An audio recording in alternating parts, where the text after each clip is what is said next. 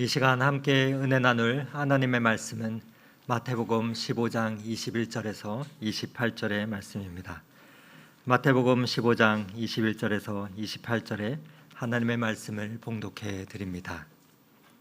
예수께서 거기서 나가사 두로와 시돈 지방으로 들어가시니 가나안 여자 하나가 그 지경에서 나와서 소리질러 이르되 주 다윗의 자손이여 나를 불쌍히 여기소서 내 딸이 흉악하게 귀신 들렸나이다 하되 예수는 한 말씀도 대답하지 아니하시니 제자들이 와서 청하여 말하되 그 여자가 우리 뒤에서 소리를 지르오니 그를 보내소서.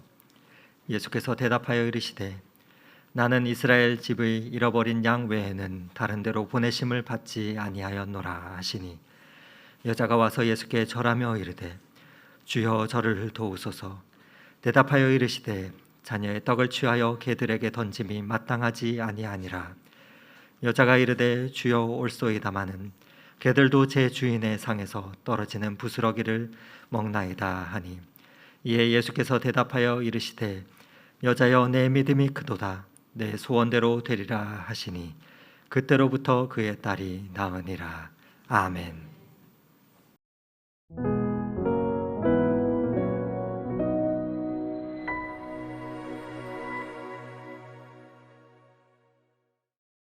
제가 지난 7월 초에 88 끓는 여름에 대한 설교전 이야기를 하면서 여러 가지 의미로 우리가 여름을 지나고 있는 것 같다라고 말씀을 드렸는데, 이번 설교를 준비하면서는 이 아침과 저녁에 이 공기가 달라지는 것을 느끼면서 이제 88 끓는 여름이 지나가는구나 라는 생각을 하게 되었습니다.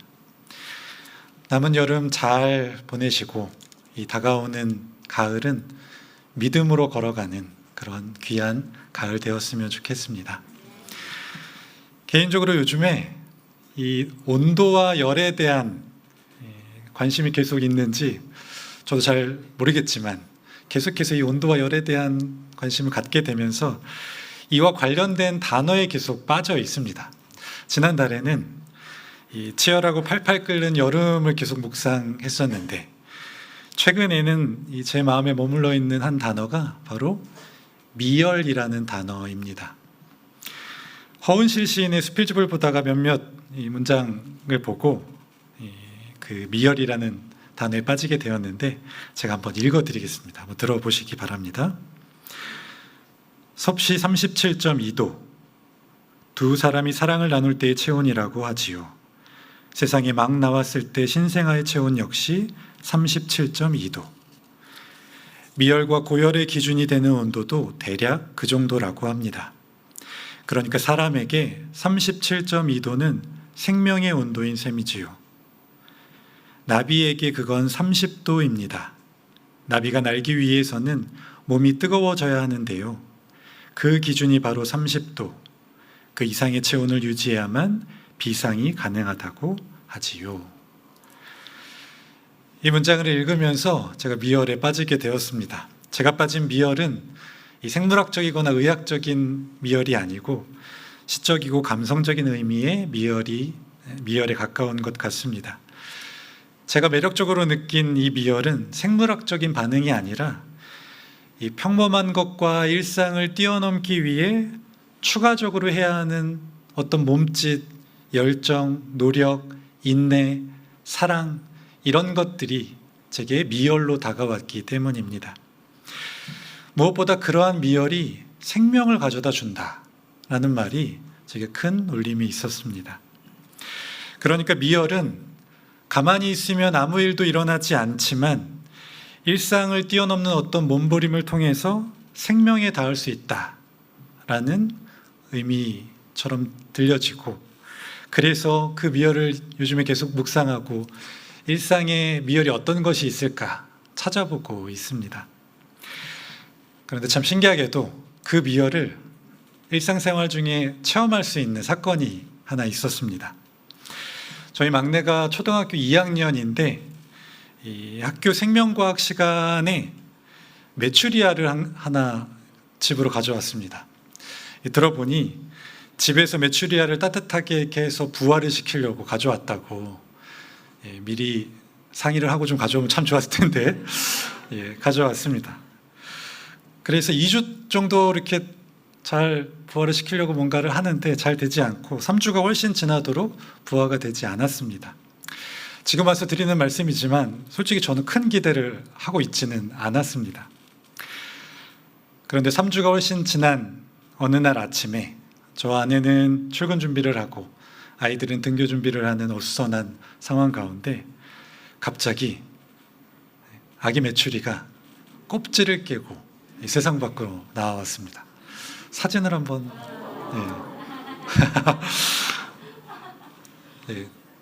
태어나자마자 바로 찍은 사진입니다.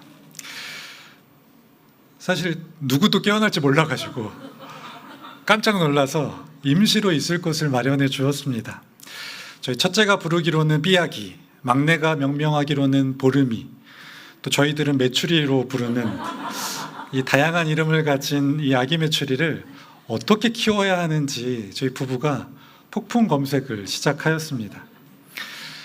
여러분들도 그런 경험이 있으신지 모르겠는데 제가 어렸을 때는 가끔 학교 앞에서 임시가판대에서 이 아기 병아리를 판매하는 분들이 있었습니다.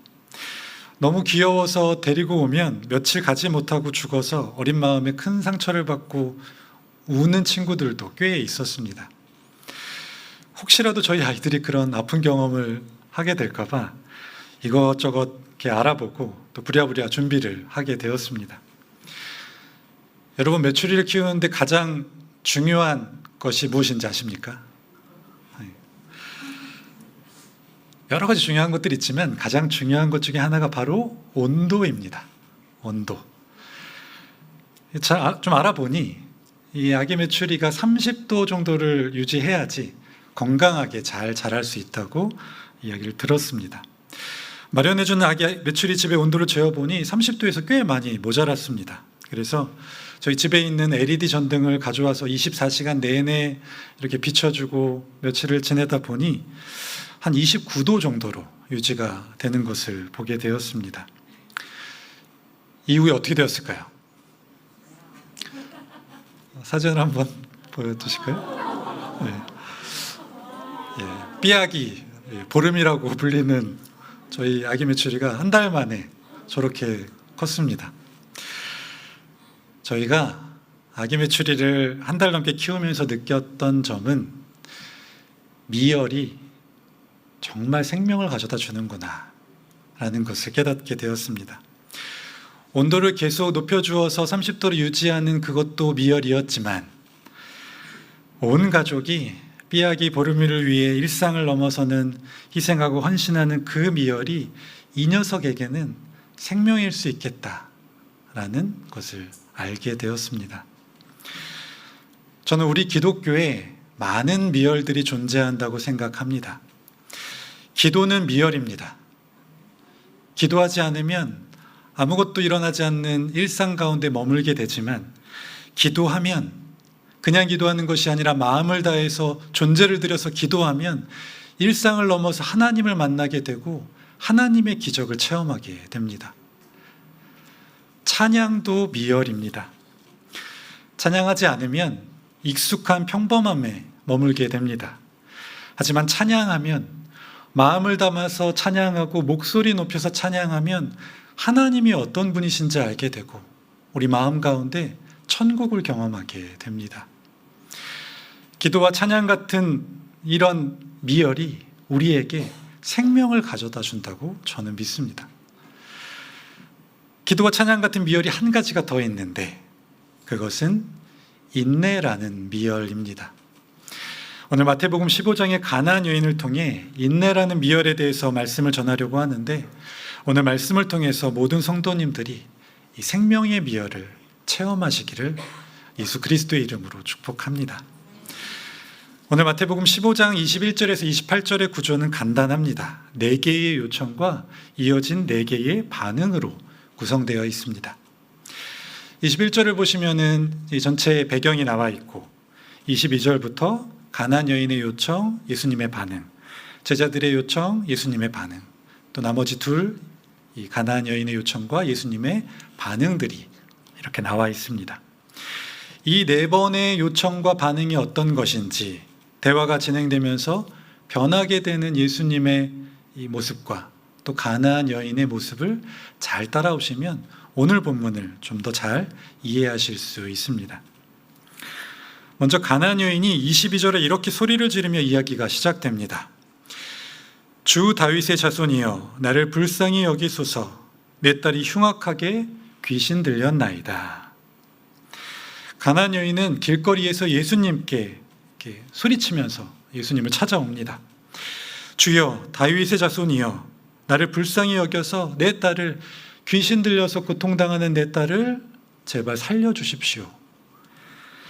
이 한 문장에는 많은 것들을 저희가 알 수 있습니다. 가나안 여인의 딸은 귀신이 들린 것 같은데 흉악하게 귀신이 들렸다고 하는 것으로 보아 수많은 고통과 큰 아픔들을 겪고 있는 것으로 보여집니다.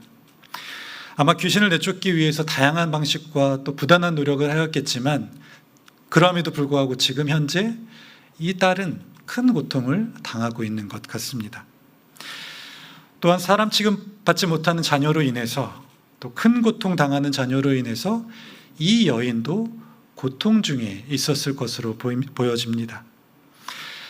제가 아이들을 키우는 이 부모가 되기 전까지는 부모님의 사랑이 어떤 것인지 지금의 반의 반도 이해를 하지 못하였던 것 같습니다. 꼭 아이들을 키워야 부모님의 사랑을 이해할 수 있는 것은 아니지만 아이를 키우면서 특히 아이가 아프거나 아이가 고통 가운데 있을 때 그때 느끼는 안타까움과 간절함 그리고 무기력함은 많은 것들을 생각하게 하였습니다. 가나안 여인의 딸이 직접 이 귀신에 들려서 고통을 당하고 있지만 부모인 이 여인도 얼마나 큰 고통 가운데 있었겠습니까? 차라리 내가 귀신 들려 고통당하는 것이 낫지 내 딸만큼은 이 고통에서 벗어나기를 바랬을 것입니다. 하지만 딸의 고통을 공감할 수는 있을지언정 이 딸의 고통을 대신해 줄 수는 없었습니다. 그래서 가나안 여인은 거리로 나와서 예수님께 이렇게 소리칩니다. 주 다윗의 자손이여 나를 불쌍히 여기소서 내 딸이 흉악하게 귀신 들렸나이다. 제발 우리 딸을 살려주십시오. 이렇게 간절하고 절박하게 외치고 있는 것입니다. 이 첫 번째 요청에 대한 예수님의 반응은 이것입니다. 23절 말씀 제가 읽어드리겠습니다. 예수는 한 말씀도 대답하지 아니하시니. 예수님이 듣지 못하신 것이 아닙니다. 마태는 예수님이 들으셨지만 대답하지 않으셨다고 기록하고 있습니다. 제가 이 말씀을 처음 읽었을 때 잘못 읽었나 싶었습니다. 예수님께서 이렇게 약하고 아픔과 고통 가운데 있는 사람을 외면하시다니요. 무엇인가 예수님의 어떤 의도가 있지 않을까? 그런 것 없이 예수님께서 이러실 리 없다라고 생각했습니다. 이야기는 두 번째 요청, 제자들의 요청으로 이어집니다. 23절 말씀 제가 읽어드리겠습니다. 제자들이 와서 청하여 말하되 그 여자가 뒤에서 소리를 지르오니 그를 보내소서. 아마 가나안 여인이 한 번만 소리친 것이 아니라 따라가면서 계속해서 큰 소리를 질렀던 것 같습니다. 충분히 어떤 상황인지 유추가 됩니다. 그러자 짜증이 난 제자들이 이렇게 예수님께 요청합니다. 예수님, 시끄럽고 귀찮으니 저 여인이 그만 따라오게 이야기를 해 주십시오. 마태복음에서 제자들이 이런 모습으로 자주 등장을 하니 그렇게 놀라운 일은 아닌 것 같지만 이 이후에 나오는 예수님의 반응이 조금 놀랍습니다. 24절 말씀을 제가 읽어드리겠습니다. 나는 이스라엘 집에 잃어버린 양 외에는 다른 데로 보내심을 받지 아니하였노라. 이 말 뜻이 무엇입니까? 너희들 말이 맞다. 나는 이방인들이 아니라 이스라엘 사람들을 위해서 이곳에 왔다. 이방 여인과는 상대하지 않겠다. 결국 예수님은 여인에게 떠나가라고 직접 이야기하지 않았을 뿐이지 제자들의 요청에 응하고 계십니다. 사실 예수님께서 하신 이 말씀은 이 마태복음 10장 5절에서 6절에서 이미 한 번 하신 말씀이기는 합니다. 그때는 제자들을 처음으로 파송하시면서 다른 데 가지 말고 잃어버린 어린 양에게 먼저 가라라고 이야기를 하셨는데, 그때와는 상황이 조금 다르고, 혹시 예수님의 복음 전파 방침이 그렇다 할지라도 지금 이 여인에게 꼭 그런 이야기를 하실 필요는 없지 않습니까? 절망 가운데, 큰 고통 가운데 붙들 것 아무것도 없어서 예수님을 찾아온 이 여인에게 굳이 상처 주는 말을 하실 필요가 있느냐 말입니다. 이런 예수님의 모습은 우리가 알고 있는 예수님의 모습과 조금 달라 보입니다. 이제 예수님의 답변을 들은 가나안 여인이 다시 한번 예수님께 요청합니다. 25절 말씀 읽어드리겠습니다. 여자가 와서 예수께 절하며 이르되 주여 저를 도우소서. 여자는 이제 예수님께 완전히 따라 붙었습니다. 그리고 예수님의 길을 막고 엎드려 절하면서 이야기하는데 많은 말을 하지 않습니다. 주여 저를 도우소서.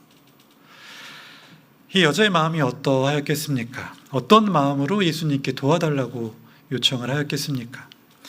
예수님의 무응답, 그리고 조금 전에 들었던 나는 너와 같은 사람을 위해 부름받은 것이 아니다 라는 예수님의 대답을 듣고도 이 말, 주여 저를 도우소서, 이 간절함의 깊이가 좀 느껴지십니까? 그러자 예수님께서 곧바로 이렇게 이야기하십니다. 26절 말씀입니다. 자녀의 떡을 취하여 개들에게 던짐이 마땅하지 아니하니라.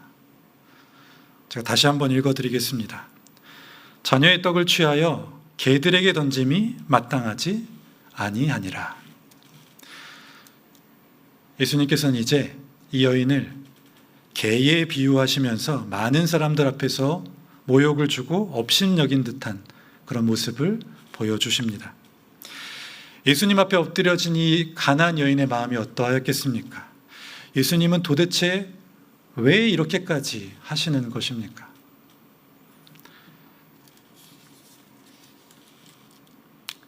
놀랍게도 많은 그리스도인들이 오늘 가나안 여인과 같은 체험을 하게 됩니다. 고난과 고통 가운데 의지할 뿐 없어서 오직 하나님만 바라보는데도 불구하고 하나님 부재의 경험을 하게 된다고 말씀드리는 것입니다.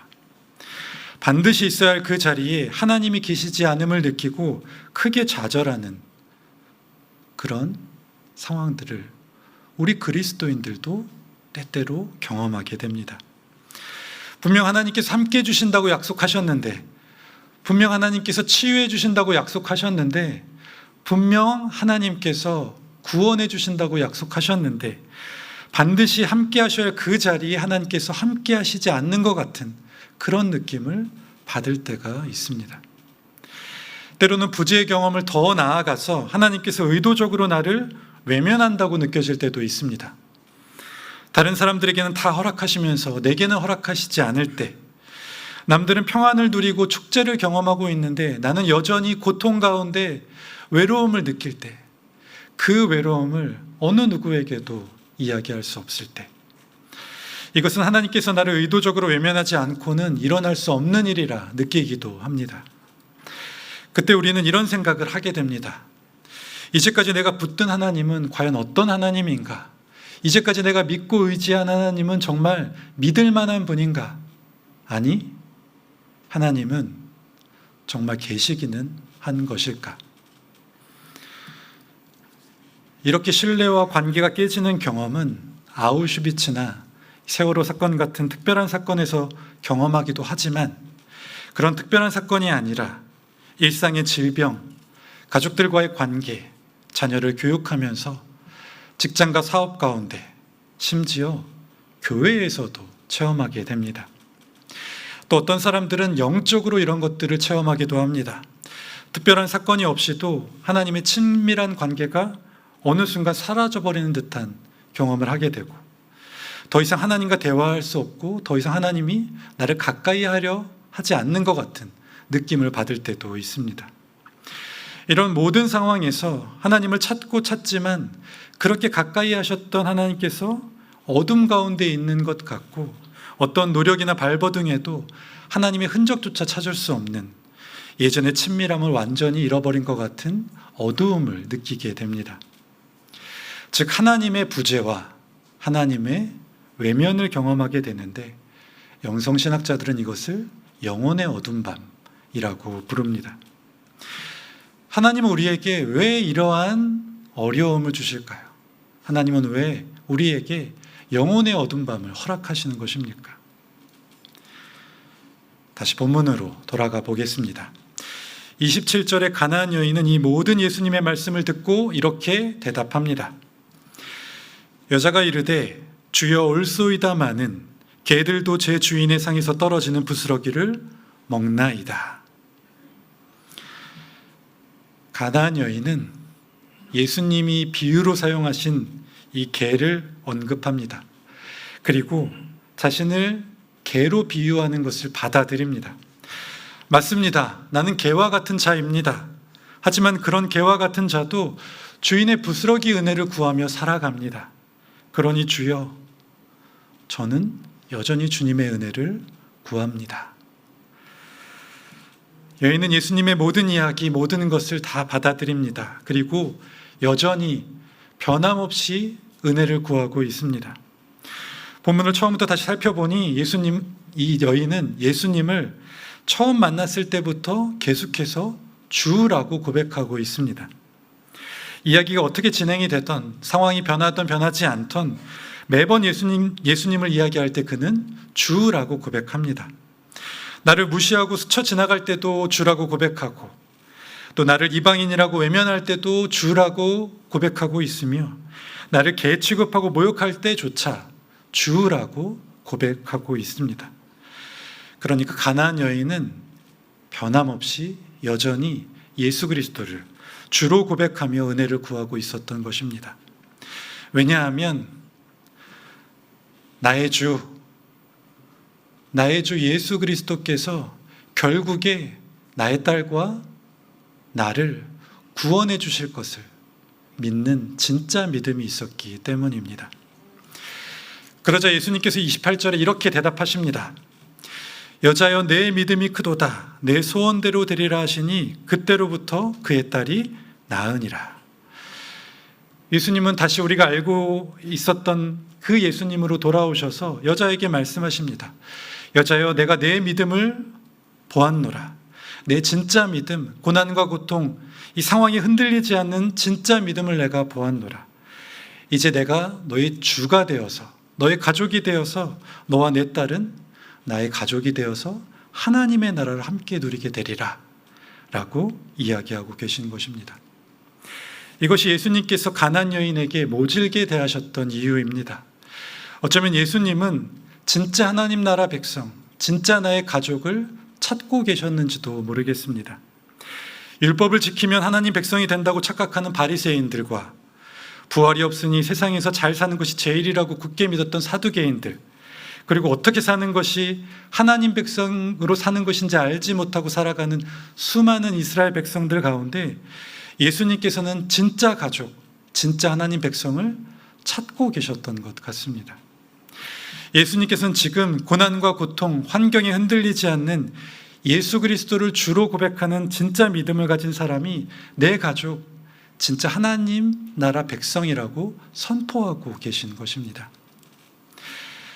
저는 가나안 여인의 믿음이 정말 대단하다고 생각합니다. 예수 그리스도를 주로 고백하는 진짜 믿음이 그녀에게는 있었습니다. 그런데 그 여인이 자신의 믿음을 예수님께 고백할 수 있었던 것은 그녀에게 인내가 있었기 때문입니다. 내가 알지 못하는 예수님의 모습, 예수님의 부재, 심지어 예수님의 외면과 조롱에도 불구하고 그는 인내하면서 결국에 자신의 믿음을 예수님께 보여드렸습니다.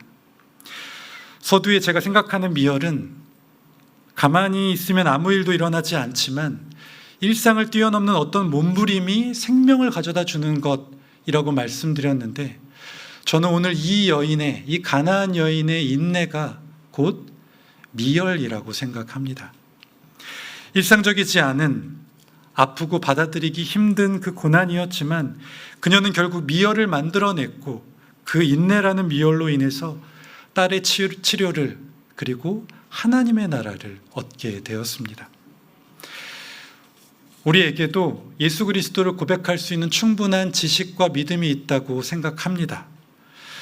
우리가 얼마나 많은 말씀을 듣고 다양한 설교를 들으며 얼마나 오랫동안 신앙생활을 해왔습니까? 그런데 문제는 이렇게 지식과 믿음이 있음에도 불구하고 가나안 여인과 달리 우리는 고난과 고통이 찾아오면 우리의 지식과 믿음이 작동하지 않는 것을 보게 됩니다. 그때 필요한 것이 무엇입니까? 오늘 이 가나안 여인의 인내, 생명의 미열을 기억하셨으면 좋겠습니다.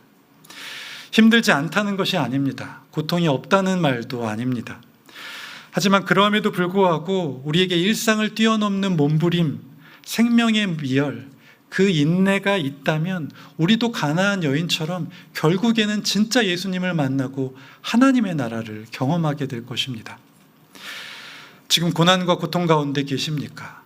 혹은 영혼의 어두운 밤 가운데 걸어가고 계십니까? 생명의 미열을 생각하시면서 한 번만 더, 조금만 더 인내해 보셨으면 좋겠습니다. 예수님께서는 결코 우리를 버려두지 않으십니다. 왜냐하면 예수님께서도 우리를 위해 생명의 미열, 인내를 보여주신 분이시기 때문입니다. 제가 가상칠언 중 마지막 말씀, 십자가에 달려서 돌아가시기 전에 마지막 하신 말씀을 읽어드리겠습니다.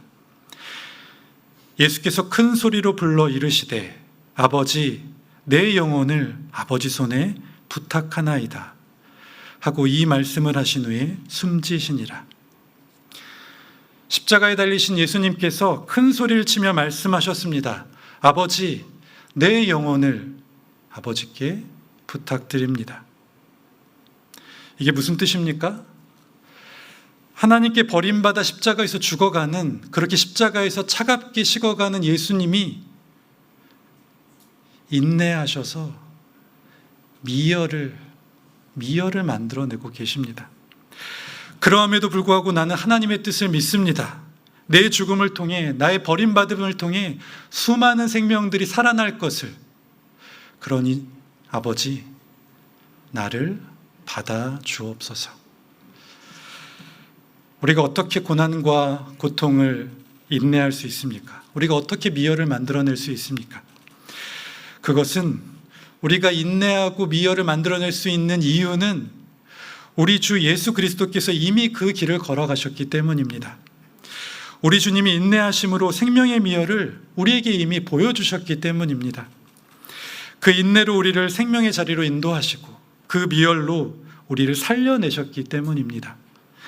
그래서 우리도 그와 함께 인내할 수 있고 그와 함께 영원히 하나님의 나라를 누릴 수 있게 된 것입니다. 제가 오늘 설교를 준비하면서 특별히 가나안 여인의 상황을 생각하면서 반복해서 부르던 찬양이 있습니다. 혹시 이 찬양 여러분들도 아시면 같이 한번 불러보면 좋겠습니다.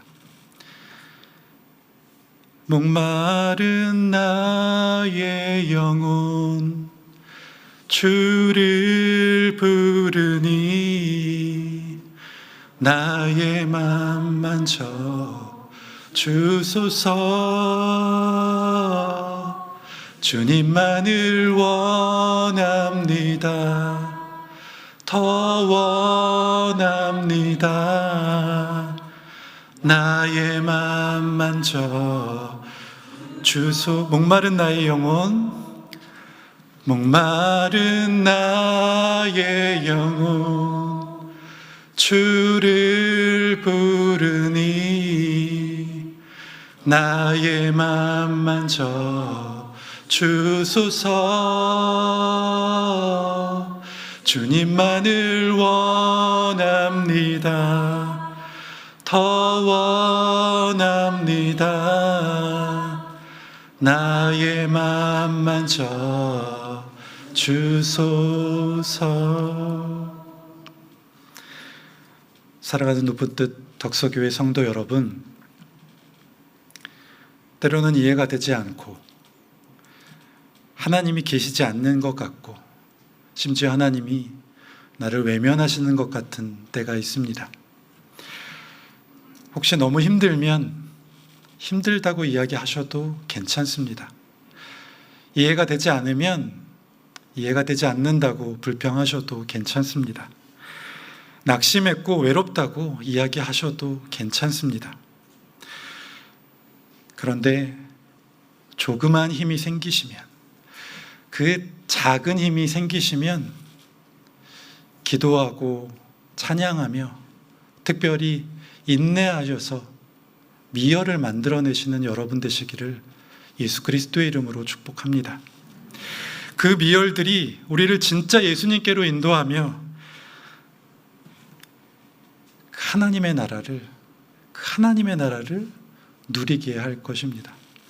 우리 모든 성도님들은 오늘 가나안 여인처럼 그 미열로 인해서, 그 생명의 미열로 인해서 치유함을 받고 위로를 얻으며 하나님의 나라를 누리는 그런 복된 성도님들 모두 되시기를 예수 그리스도의 이름으로 축복합니다. 기도하시겠습니다. 하나님, 오늘 인내, 그 생명의 미열로 인해 하나님 나라를 누리게 된 가나안 여인을 보았습니다. 우리도 그녀와 같은 자들 되기를 간절히 소원합니다. 때로 아프고 이해되지 않고 실망하며 상처받지만 그러함에도 불구하고 우리를 결국 구원하실 예수 그리스도를 바라보며 인내하는 저희들 되게 하여 주시옵소서. 그 인내와 찬양과 기도가, 그 생명의 미열들이 우리를 하나님 나라로 인도할 줄을 믿사오니 주여, 우리의 목마른 영혼을 만져 주옵소서. 예수 그리스도의 이름으로 기도드립니다. 아멘.